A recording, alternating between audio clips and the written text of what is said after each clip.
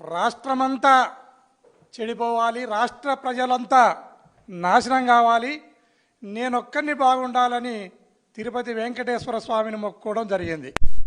యద్భావం తద్భవతి, చెడపకురా చెడదవు అని స్వామి ఆశీర్వదించడం జరిగింది. స్వామి ఆశీర్వదిస్తేనే 7వ కొండ నుంచి కిందికి దిగి 1వ కొండకు వచ్చేసరికే 23 క్లైమోర్ మైన్స్ ఢామ్ అని పేలడం జరిగింది. దాంట్లో చంద్రబాబు నాయుడు గారు సావు తప్పి కన్ను లొట్టబోయినట్లు బతికి బయటపడి వెంకటేశ్వర స్వామి మీద కక్ష పెంచుకుని నేను మళ్ళీ ముఖ్యమంత్రి అయితే నీ అంతు చూస్తా అని వెంకటేశ్వర స్వామి మీద శపథం చేసి మళ్ళీ ఆయన ముందస్తు ఎలక్షన్లకు పోవడం జరిగింది. ముందస్తు ఎలక్షన్లకు పోతే ప్రజలు సహకరించిన భగవంతుడు శ్రీ వెంకటేశ్వర స్వామి సహకరించలేదు. అప్పుడు ఆయనను చిత్తుగా వెంకటేశ్వర స్వామి ఓడించినాడు. ఇప్పుడు ఆయన పాపాలు పరాకాష్ఠకు చేరినాయి. ఆ 23 క్లైమోర్ మైన్స్ వెంకటేశ్వర స్వామి పేల్చినాడు అనేది ఆయన మైండ్లో ఉందో ఏమో. ఆయన మీద కక్ష ఇప్పటికి కూడా చంద్రబాబు నాయునికి తగ్గలేదు అనడానికి ఈ లడ్డును తెర మీదకి తీసుకుని వచ్చి గేదెలు, ఆవులు, ఆవు కొవ్వు, పంది కొవ్వు అని చెప్పి పందుల మీద, గేదెల మీద, ఆవుల మీద తుపాకీని పెట్టి జగన్మోహన్ రెడ్డి గారిని కాల్చాలి అనే ప్రయత్నంలో డామ్ అని ఆయన మీద తుపాకీని పేల్చడం జరిగింది చంద్రబాబు నాయుడు. అంతట్లోకే వెంకటేశ్వర స్వామి మేల్కొన్నాడు. అయ్యో పాపం అమాయకుడి మీదకి బుల్లెట్ పోతుంది అని చెప్పి ఆ బుల్లెట్ గమనాన్ని, ఆ బుల్లెట్ దిశను తిప్పి చంద్రబాబు నాయుడు మీదకి వెంకటేశ్వర స్వామి వదలడం జరిగింది. ఆ తుపాకీలోని బుల్లెట్ను తప్పించుకోవడానికి చంద్రబాబు నాయుడు రకరకాల విన్యాసాలకు, రకరకాల కుట్రలకు, కుతంత్రాలకు తెరదీసినారు. అయినా కూడా తప్పించుకోలేకపోతున్నాడు. ఇది వాస్తవం. ఆయన ప్రతిరోజు కూడా వెంకటేశ్వర స్వామి నా కులదైవము అంటున్నాడు. అయ్యా చంద్రబాబు నాయుడు, నీ కులదైవం కాదు, ఆయన ఎందుకు రిస్ట్రిక్ట్ చేస్తావు? ఆయన స్థాయిని ఎందుకు తగ్గిస్తావు? ఆయన కలియుగ దైవం, నీ కులానికి మాత్రమే దైవం కాదనేది నువ్వు భావించాలి. శివునాజ్ఞ లేనిదే సీమైనా కుట్టదంటారు. 23 క్లైమోర్ మైన్స్ను కేవలం వెంకటేశ్వర స్వామికి ఆగ్రహం వచ్చి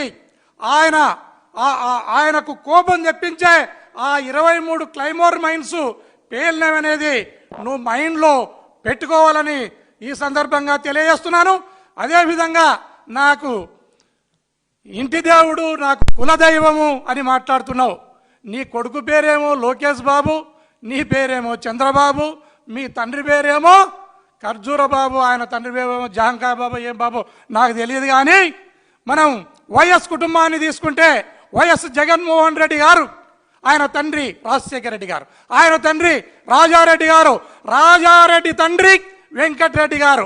నీ కులదైవం అయితే ఇంతవరకు నీ ఇంట్లో 7 కొండలనే పేరు పెట్టాలి, ఆ తిరుపతి అయ్యారే పేరు వెంకటేశ్వర్లు అనే పేరు ఎవరికి లేదు. ఇది రాష్ట్ర ప్రజలందరూ కూడా గమనించాలి. వెంకటరెడ్డి జగన్మోహన్ రెడ్డి గారి ముత్తాత వెంకటరెడ్డి. వెంకటేశ్వర స్వామి మీద భక్తి ఉంటేనే మనం ఈ రాష్ట్రంలో కానీ ఈ దేశంలో కానీ వెంకటేశ్వరుని పేరు పెట్టుకుంటాము. ఆయన ఓన్లీ నాకే దేవుడు, ఇంకెవరికి కాదు అనే భావనతో ఉన్నాడు. దయచేసి దీని నుంచి చంద్రబాబు నాయుడు గారు బయటపడాలి, ఈ దుష్ట ఆలోచన నుంచి బయటపడాలని ఈ సందర్భంగా రాష్ట్ర ప్రజలకు తెలియజేస్తున్నాను. అదేవిధంగా ఈ దుష్ప్రచారాన్ని, ఇప్పుడు లడ్డులో కొవ్వు లేదు, పశువుల కొవ్వు లేదు అనేది ఎన్డీడీబీ, ఎన్డీఆర్ఐ 2 హైయెస్ట్ ఇన్స్టిట్యూషన్స్ ఖచ్చితమైన రిపోర్టునిచ్చి దీంట్లో కొవ్వు లేదుర స్వామి అని చంద్రబాబు నాయుడుకు చెప్తా ఉంటే కూడా దాని మీద దుష్ప్రచారం చేస్తూ ఆయన దుష్టబుద్ధితో ఆయన ముందుకెళ్తున్నాడు. దీన్ని ఖండించడంలో భాగంగా అంబటి రాంబాబు, జోగి రమేష్ ప్రెస్ మీట్ పెట్టడం కానీ, దేవాలయాలకు పోయి వస్తున్నప్పుడు కానీ వాళ్ళ మీద దాడులు చేయడం జరిగింది. వాళ్ళ ఇండ్ల పైన పొగ బాంబులను అదేవిధంగా పెట్రోల్ బాంబులను వేసడమే కాకుండా ఆ ఇళ్లను ధ్వంసం చేసిన సంగతి యావత్ రాష్ట్రము కలకలం పోయింది.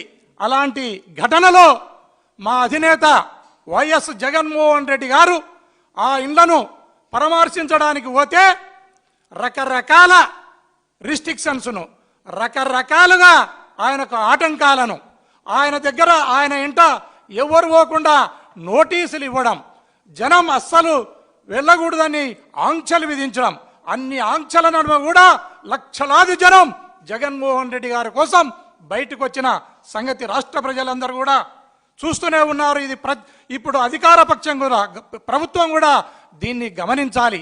ఆయన Z+ కేటగిరీ భద్రత కలిగి ఉన్నవారు. ఆయన నిన్న జోగి రమేష్ ఇంటికి పోయేటప్పుడు ముందు రోజు రాత్రి ఒక నోటీసును సర్వ్ చేసి ఆయనను రకరకాల దారులలో ఒక 10-20 కిలోమీటర్లలో చేరుకోవాల్సిన వెన్యూకు 50 కిలోమీటర్ల దూరంలో ఆయనను తీసుకుపోవడం, 50 కిలోమీటర్లు తిప్పి తీసుకుపోవటం జరిగింది. అయినా లక్షలాది మంది ఆయన కోసం రావటం జరిగింది. అదేవిధంగా తిరిగి వచ్చేటప్పుడు ఆయన మహానుభావుడు, ఆయన తిరిగి వచ్చేటప్పుడు ఆయన వ్యక్తిగత సిబ్బందికి కానీ ఆయనకున్న ప్రొటెక్షన్ కానీ ఆయనకు కానీ తెలియనివ్వకుండా ఆయనను ఒక దొంగ రూట్లో, ఒక చిన్న సందుల్లో రాజధానికి సంబంధించిన గ్రామాల మీదుగా ఆయనను తీసుకొని రావటం జరిగింది. ఆయన భద్రత పట్ల యావత్తు ప్రజానీకం ఆందోళనను వెలిబుచ్చుతున్నారు. దయచేసి ఇప్పటికైనా ఈ రాష్ట్ర ప్రభుత్వం కళ్ళు తెరిచి ఆయన భద్రత, ప్రతిపక్ష నేత యొక్క భద్రతను చూసుకునే బాధ్యత ఈ ప్రభుత్వంపై ఉంది. దయచేసి ఇప్పటికైనా మీరు కళ్ళు తెరిచి గౌరవ మాజీ ముఖ్యమంత్రి జగన్మోహన్ రెడ్డి గారికి సరైన భద్రత కల్పించవలసిందిగా ఈ రాష్ట్ర ప్రభుత్వాన్ని కోరుతున్నాను. ఇట్లాంటి ఘటనలు పునరావృతం కాకుండా ఈ ప్రభుత్వం అన్ని జాగ్రత్తలు తీసుకోవాలి. ప్రతిపక్ష నాయకునికి, మాజీ ముఖ్యమంత్రికి, తర్వాత Z+ కేటగిరీ భద్రత కలిగిన వారికి ఏ రకమైన భద్రతా చర్యలు తీసుకోవాలనో ఆ రకమైన భద్రతా చర్యలను తీసుకోవాలని ఈ రాష్ట్ర ప్రభుత్వాన్ని కోరుచున్నాను.